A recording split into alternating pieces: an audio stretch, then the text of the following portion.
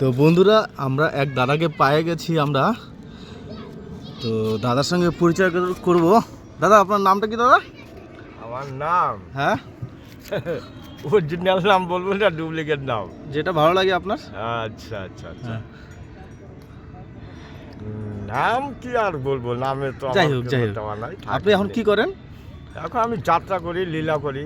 ও, কীর্তনের লীলা চলে, রামলীলা, কৃষ্ণলীলা, হ্যাঁ, গৌরাঙ্গ মহাপ্রভুর লীলা, হ্যাঁ। বাবার লোকনাথের লীলা, সব কিছু করি। ও তাই। সাধক রামপ্রসাদ।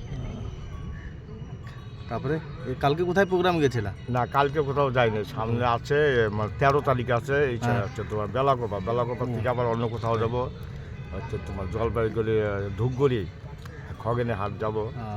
তা শুরু করার আগে একটা হালকা ছোট্ট একটা ডায়লগ দাও দেখি। আচ্ছা, ডায়লগ একটা দিচ্ছি, একটা dialogue দাও। যাত্রার ডায়লগ। হ্যাঁ, যাত্রার ডায়লগ দাও। হ্যাঁ।